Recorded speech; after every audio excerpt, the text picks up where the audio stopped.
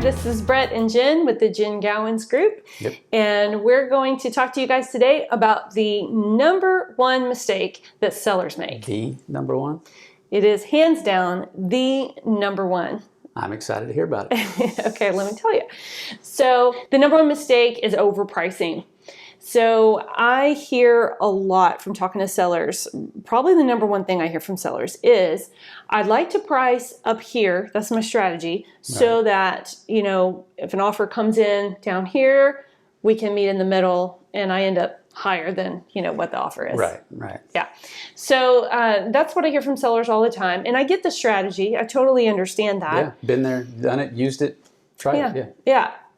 Now, it used to work, you know, for years and years, and that's been a strategy that actually worked. However, it doesn't work anymore.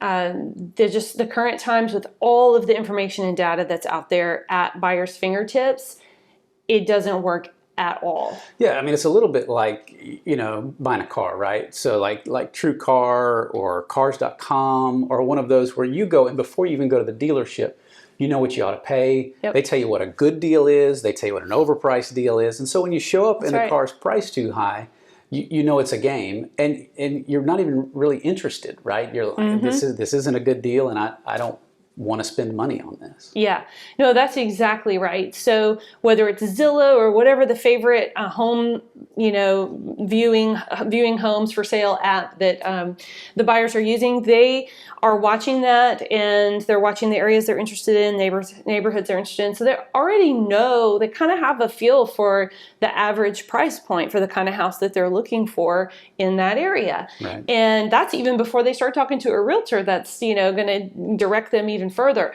So it just makes it really hard because they already know what pricing should be. So pricing outside of that, like you said, they just look at that and go, well, that's not a deal. Yeah, and outside of that, the information that's available to realtors now, you know, that's not consumer facing, but is realtor facing. Like we have all kinds of data now, and it's very mineable and very it's very insightful. Sorry, for what's going on, and it tells us this is really where this home ought to be on the market, and we're telling our buyers that. Yeah, absolutely. And the interesting thing to me is that when I'm watching buyers or working with buyers, I see so often that if a home is even a little bit overpriced, the majority of the time, they don't even want to see it. Right. And they'll just say, well, yeah, but that one's probably, look through the pictures, but that one's priced too high. And, you know, as a realtor, I'm thinking, you know, you never know, they might be able to negotiate. But I kind of understand that. If they've got, you know, however many other houses to see, and there's some competition out there, they're not even going to mess with the one that's priced too high. No, I agree. You know, the other thing that I hear, and I know you've heard this too, is, well, I want to price a little bit higher. I know it's above the market, but I'm okay waiting. Right. I've got time. Yeah, yes. I've got time. Yes. Let me just let it sit, and maybe somebody will come along later. Yeah. And I think what sellers don't realize is that the longer your home sits on the market, the harder it is to sell. Yeah. Yep, that's so true.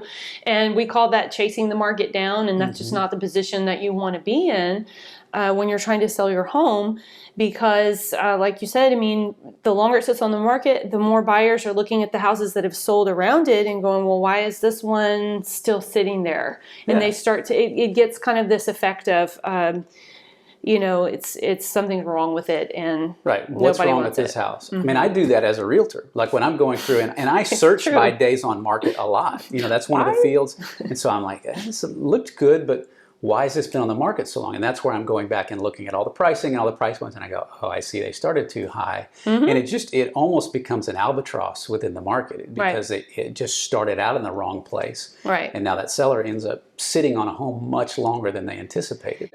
So let's talk about what's the answer. Right? Okay. How do we price correctly? The most important way to price correctly is looking at sold comps. And that's, you know, working with a realtor that's really going to, you know, dig in and find you the good comps for your house. And comps are comparables. Sorry, that's realtor lingo that we use. Yeah. But comparables, homes that are similar to yours in size and features and as close as we can get to what yours is like. in the area as well. The area is one of the biggest factors. And what have they sold for? So, right. Yeah, and your realtor should have gone in. They're going to find these comparables, and then they're going to find the ones that are close. There's not going to be anything that's exactly like, but then they can adjust for updates. They can adjust for, bedrooms, square footage, all of those things, and then give you, hey, this is what comparable homes in your neighborhood are going at, at price per square foot. Mm-hmm. And that really is going to tell you, hey, here's the range. I mean, it's not going to be exact, but there's going to be a range. Mm-hmm. Like, hey, we should be between these two numbers. And if we're in here, we got a good chance of selling. Right. Yeah, definitely. And it's important to go by those solds, because all the marketing in the world and, fantastic marketing and, your realtor's reaching out to all the other realtors and, we've got great pictures and staging and all of that. None of that can overcome an overpriced home. Right. So don't make that mistake. And if you're wanting to figure out what your home value is, whether that's for now or just down the road for the future, give us a call. We would love to help you and give you a really good, market evidence of what your home could sell for. Absolutely. Thanks so much for listening. We look forward to talking to you soon. Yep. See ya. Bye.